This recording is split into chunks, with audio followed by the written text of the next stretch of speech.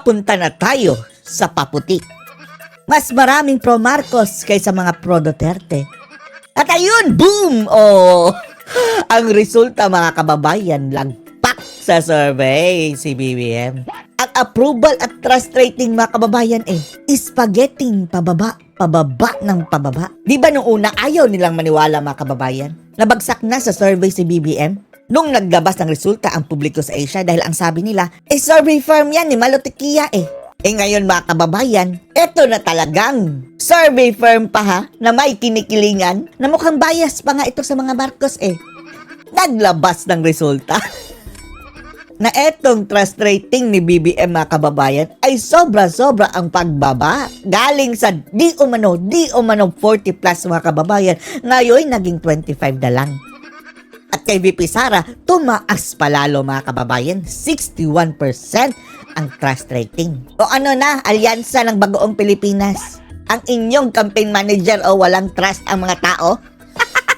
Hindi tayo nagtataka mga kababayan nawasak bigla ang Bagoong Pilipinas mga kababayan na alyansa.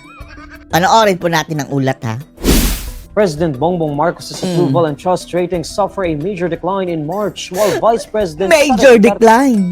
Oh, major decline. ratings see an improvement, according to Pulse Asia. Pulse Asia yan eto una mga kababayan, approval. Dalawa yan trust at approval. In its latest Ulat ng Bayan survey, Ang kay ngag-ngag mga kababayan isang buwan lang ang lumipas. From February to March, 42 papuntang 25. Kakampi pa nila yung Pulse Asia malamang sa malamang mga kababayan, mayroon pang jack up niyan. Asia says Marcos' approval rating fell by 17% from 42% in February to 25% in March. Kawawa! On the other hand, Duterte's approval rating rose from 52% in February. Approval ito mga kababayan iba yung trust, mas malaki ang taas kay Sara nung sa trust. Tingnan nyo nadagdagan pa kay VP Sara Duterte mga kababayan, 59%. Excellent pa rin yan mga kababayan. Majority sa mga Pilipino approve kay VP Sara Duterte at yan ang kanilang ipapa-impeach mga kababayan. Ang mga animal na yan, yan ang sinasabihan nilang hindi karapat-dapat. Mahiya naman kayo. Tapos ang mga nang-aakusa mga kababayan itong sinangagba, pati na rin itong si Tamba, na ang mga trust rating mga kababayan, tingnan nyo BBM, 25%. Romualdez, na pina-impeach si Sara Duterte sa Congress mga kababayan, 14%.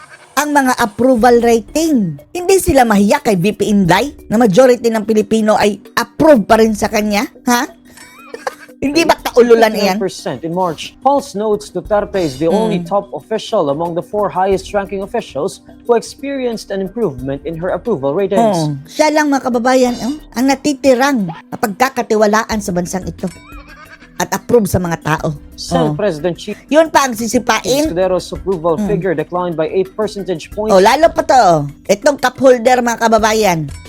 Cup bearer. Chis Escudero. From 47% Lagpat in din. February to 39% in March. The approval ratings of House Speaker Martin Romualdez 14. Ang kating-kati mga kababayan na maging presidente, 14 ang rating. Kaya gusto nila ipa-impeach si Sara dahil yan ang kanilang kalakaran mga kababayan. Kagaya ng ginawa niya sa Tacloban, pinapa-disqualify ang kanyang mga kalaban. Ang sasama ng mga ugali ng mga animal. dropped from 17% in 14! Tambalos-los, to 14% in March.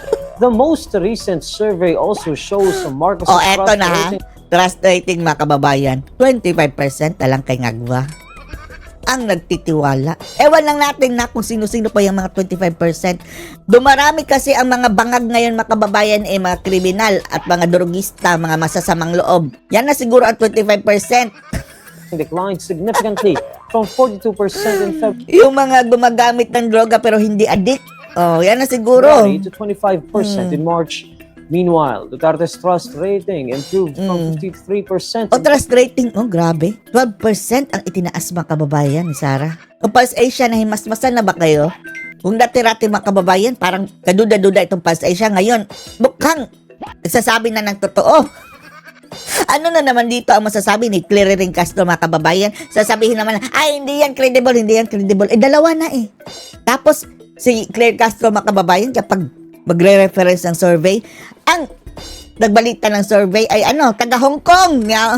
Animal. Kapag pabor sa kanila mga kababayan, okay lang. Pero pag hindi, fake news. February to 61% in March. Pulse Asia survey was conducted a month after Duterte was impeached by the House of Representatives. Kulang pa yan. Kulang pa yan. Kaya nagkakandarapan ng mga kababayan, mga bagoong Pilipinas ngayon. Paano na to? Ang ating campaign manager na si Ngagba ay hindi pinagkakatiwalaan ng mga tao. Inidoro kami nito. Survey period was also conducted after the Vice President's father, former President Rodrigo Duterte, was arrested upon the order of the International Criminal Court. Tapos walang jurisdiction ang International Criminal Court dito. Sino ang nag-order dito sa Pilipinas? Si Ngagba. Yan na. Yan na ang resulta. Dito mga kababayan ha. Ang approval BBM ha. Unahin natin si BBM. Approval ni BBM 25, ang disapprove mga kababayan 53%. Lampas isa sa dalawang tao mga kababayan. Ayaw kay BBM.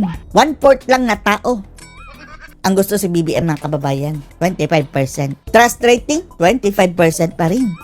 Tapos ang walang tiwala kay BBM mga kababayan 54%.